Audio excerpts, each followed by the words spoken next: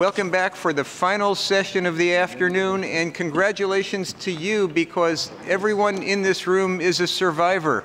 You've survived a day of sessions and you've lasted until this one. Welcome, I'm Howard Frumkin. I am with the Wellcome Trust in London, and it's my honor to be the moderator for this session, which is entitled Tackling Air Pollution in Cities, Improving Health and Climate. So this is the session that will move from the global level to the national level to the level of cities. We have a very distinguished group of presenters. We will have two formal speeches for about 10 minutes each. We will have a third speech from a representative of the World Health Organization, and we will then move into open dialogue among the panelists and with you, members of the audience. So, I will introduce the panelists when we get to the panel session of this afternoon, but let me begin by introducing our two initial speeches. Mark NIEUWENHUIJSEN with the Barcelona Institute of Global Health, where he is Director of Urban Planning, Environment, and Health, a world-leading expert in environmental exposure assessment, epidemiology, health risk assessment, with a strong focus, in fact, I'd say a passion on healthy urban living.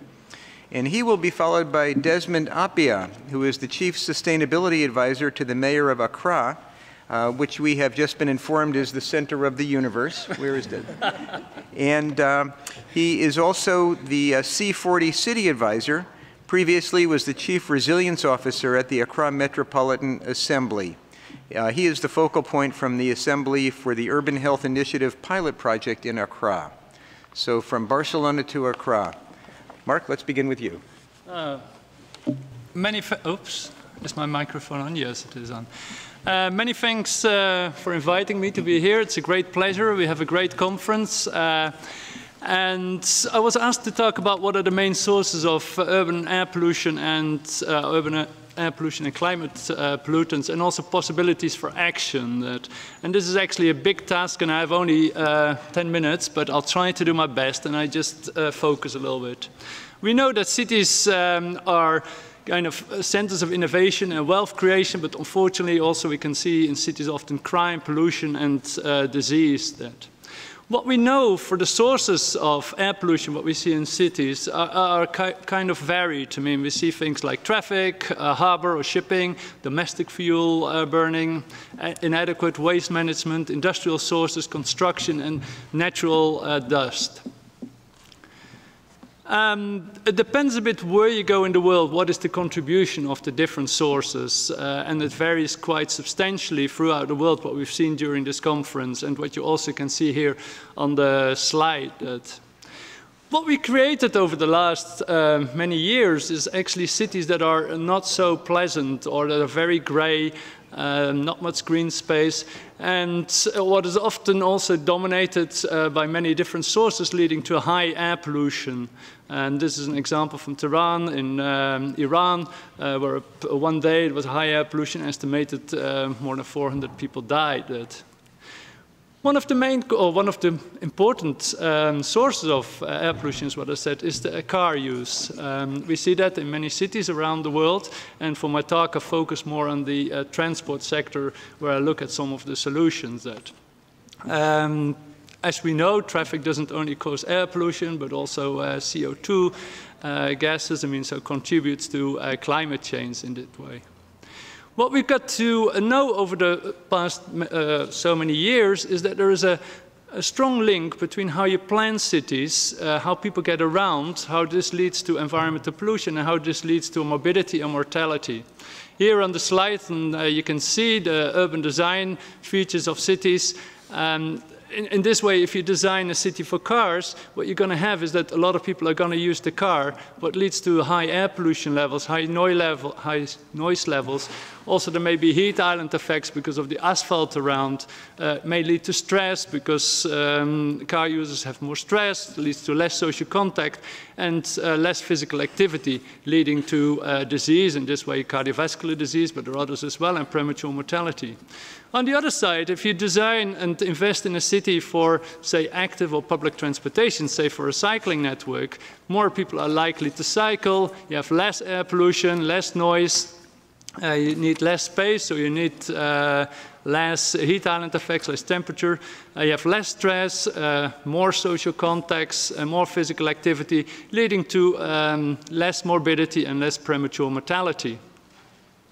Here you can see, it's the slide where we're focusing a lot here on air pollution, but people are exposed to many different things, including noise, where we see the more or less similar effects, for example, as for air pollution.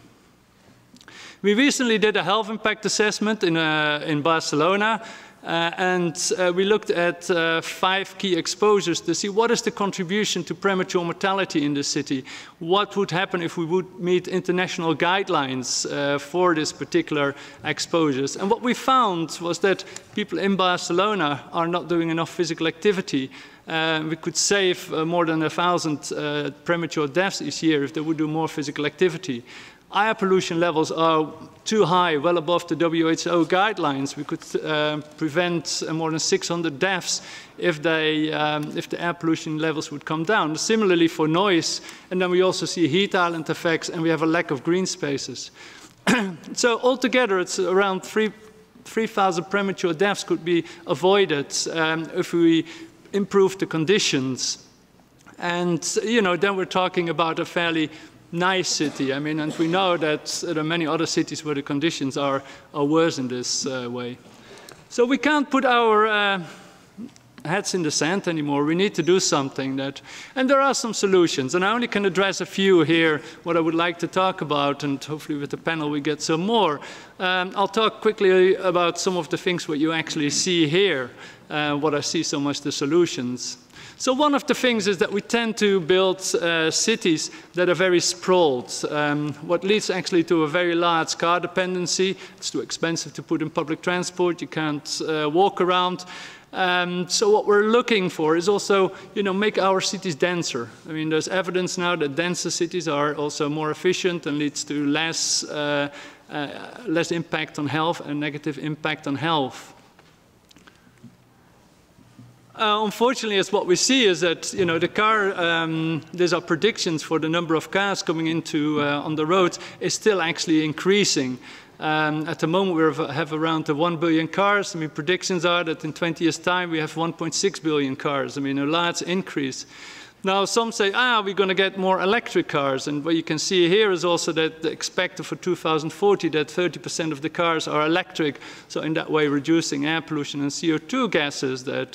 But actually, the electric cars are often given as kind of a solution for cities to reduce air pollution, but they only address part of the air pollution, only the tailpipe air pollution, and not from car wear and etc., tire wear. So also, I mean, they reduce noise a little bit, but it doesn't address the problem of physical activity. What we know is a big problem, or it still needs a lot of space that could be used in a much better way. What you see. The other thing is autonomous cars. Some people say, that's a new technology. We get autonomous car. People can just sit there back and, you can share them. It would be great. Actually, we don't know what's going to happen with autonomous cars. We don't know how people are going to behave. And actually, it may lead that we have more cars on the road rather than less. Very unpredictable. So in that way, I think we need to look to simpler technologies that are available. And we should be thinking that perhaps we should get people out of the car and start using, say, for example, cycling. There's an example. Many of the trips, often 50% of car trips, are less than 5 kilometers. They're easily cyclable. I mean, and there are many benefits of cycling. First of all, it leads to less premature mortality.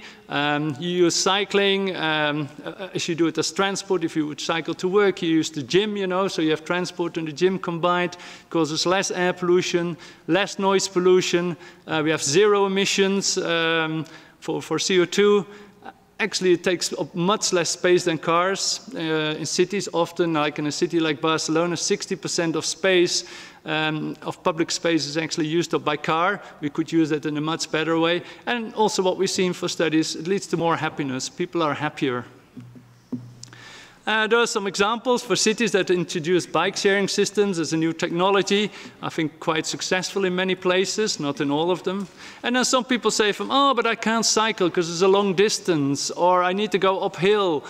Actually, there's a solution now. There are electric bikes. They're great. I mean, and you know, you can do longer distances. You can go uphill. A great example of new technology that can be easily introduced. Now, one of the big problems is if you go to many cities, there is no infrastructure for cycling. This is a study what was recently done in Europe, where you can see the relationship on the x-axis. You see the amount of cycling lane kilometers available per 100,000 people in different cities in Europe. This is from 168 cities. And then on the y-axis, the cycling mode share. So it's where you can see up to about 25% mode share of cycling. There's a direct relationship between how much cycling network is available, segregated cycling lanes, and the percentage of people cycling. Now, this may not be a causal relationship, maybe other factors, but you know, it's an important determinant, or it's an important indicator for cycling. So you need to have safe cycling infrastructure for people to start cycling that. More radical plans are also being introduced. Hamburg says that they go car-free by 2034. Other cities making some commitments as well to making the center car-free. I think these are great initiatives, and they did it to reach climate change targets, but we need more cities to committing to this, making the cities car-free and much more livable. When you take the car out of the city, as what I mentioned before, the cars take up a lot of public space. You actually have space that you can use for better things, perhaps for putting some more trees in cities. We know that green is very good for people, for mental health, also reduce premature mortality. And so this gives us great opportunity. We need to think about systemic approaches. I know I'm here at a conference focused on air pollution, but air pollution is only one of the problems. And so we can, have to think about how we can also tackle noise, heat island effects, lack of green space and physical activity that we see in cities. For this, we need multi-sectoral approaches. We need to get everyone involved. I'm from the public health sector, but I'm trying to work together with urban planners, with transport planners. These are actually the people that can make changes. You need to work with the education sector, with the environment sector, to come up with solutions. I mean, it's extremely important that we all work together to find the solutions and don't only identify problems that. What we miss, I think, so far is kind of a long-term vision of a healthy urban future from an urban and transport planning perspective. I mean, that we need to, again, get cities for people and not cities for cars, was one of the problems. We need to get clean, green, and active cities, and, things like healthy, sustainable, livable, vibrant, equitable, happy, economically viable cities should be some of the things what you would find back in cities and that we should aim for that. Most importantly, I think we need political leadership and also investments in this. That's one of the most important things. I was, in a way, very disappointed over the weekend. I was reading an English newspaper, and they were saying there are going to be 30 billion pounds of investments for new roads and roads repair. It's a large amount of money and only 0.68 billion is going for cycling, buses and trams. I mean, the rest goes for cars. I mean, and then I thought it was really funny. There was the RAC spokesman, so there's the car representative, who said that it's great news for motorists. We know from research that there is a big increase in the dependency of cars, so roads are important for the country. They also did a survey, and they said we found 59% of the drivers said they would be very keen to take public transport if it was better, but it's not affordable, it's not comfortable or frequent enough, and many people in rural areas have no choice how to get to work. And then he was going on that there's damage to the cars. It seems to me, for me, an argument to invest more in public transport and other things than in cars. I mean, that if 60% of people are willing to use public transport, please invest in it. Don't take the money away. Don't put the money in more investment for cars. Finally, one of my PhD students is working in Mauritius. She just started doing some work there in Port Louis. Just another example. The government wants to invest in large infrastructure projects like ring roads, tunnels, Metro Express and bus renewal, big projects, lots of money. When she was asking people what they want, actually they want sidewalks, they want to walk. They want public spaces. They want to pedestrianize strategic areas. And they want green spaces. You know, very simple things that actually don't cost so much money, are fairly easy to do. And people can just walk out of their house and can do something and walk around. You know, they don't need to have big things to address that.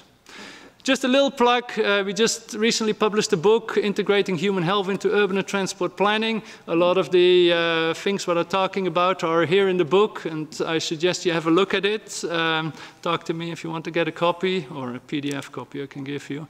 And I think what we're hoping for is that we make cities that are nice, walkable, having a bit of green space, that you actually can go cycle to work, go on rollerblades, or that you can live in sustainable communities without any cars. This is Vauban in Freiburg. It's a car-free area with sustainable housing. It's a lovely place to be. No car around and very quiet, and you can listen to the birds. Thank you.